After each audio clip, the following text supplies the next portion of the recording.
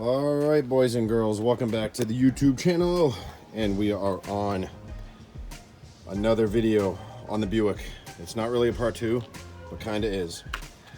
We posted a video on the front brakes. Go check that video out. I will leave a link in the description for the front brakes on this vehicle.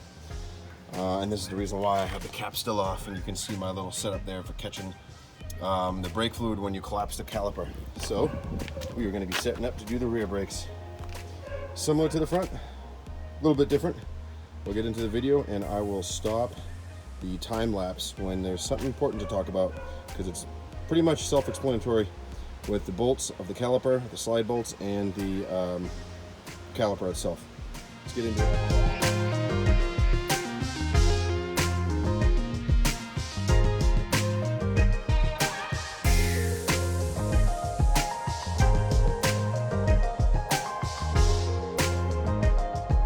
Okay, so I'd like to stop time lapse real quick. Just give you guys a heads up. Front bolts are 15, and the rear for the caliper slide bolts, and then the caliper bracket bolts, which are right there, those are 14 millimeter, just for a heads up. So piston's a lot smaller in the back than the front. Most of your stopping power is in the back. So these brakes, yeah, pretty good sized lip on them, so there's time to change them. They're cheap enough. The back's even worse. So gotta take this bracket off, collapse that caliper, and like I said, take your hardware out, just break your shoes.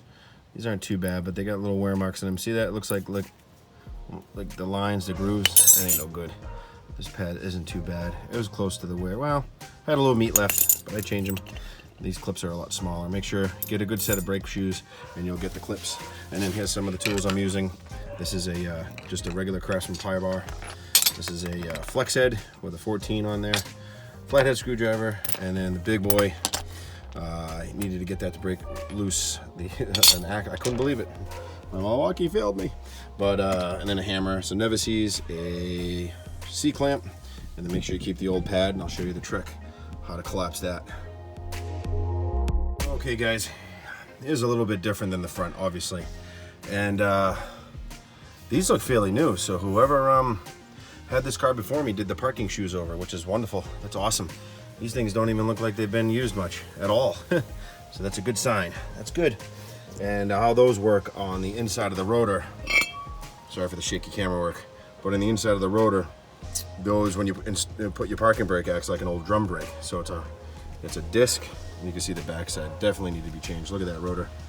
It was time. So anyways, that's how those work, but that's a good time to check your brake shoe for your parking brake right here, or your emergency brake. It's called a parking brake.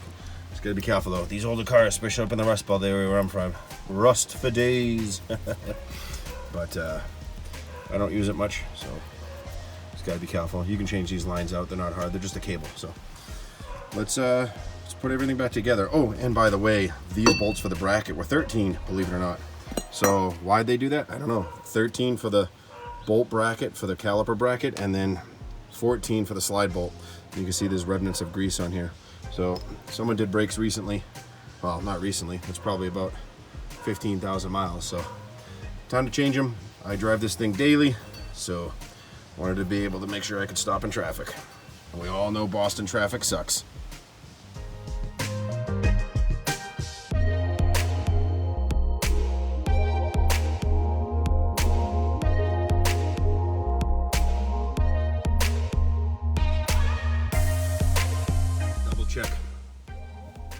Double check all your hardware, make sure it's in the proper place. New clips, seat those in there. Tighten up your bolts back here. I think that's 13, and this is gonna be a 14. And now we gotta collapse the caliper back there, hanging on the drag link bar. And we'll do that next and put this all back together.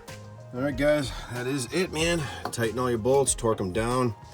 Both sets here, you got your caliper bracket bolt, and then you got your slide bolt, upper and lower. And then what I like to do is make sure everything is clean. Afterwards, clean your rotor, front and back as best you can. Spray it in there. Spray it in there, dude. Get a better angle. That's it, man. And then, should have said this at the beginning of the video, make sure you get your jack stands, and I always leave the jack up underneath it. Right now it's on the center floating axle. It's really not an axle, so. But that's it, guys. Now you're gonna want to do the same exact thing on the other side. This is the driver's side. I'm working on it. It's gonna be the same exact procedure for the other side.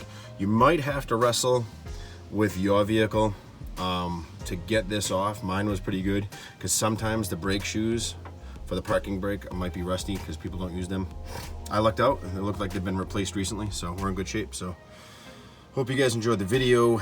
I will leave a link in the description for the front brakes on this vehicle, and I will leave a link to my Instagram page. Make sure you follow that for sneak peeks on videos, and you guys get updates before I upload videos on YouTube. And we'll see you guys on the next video. Peace.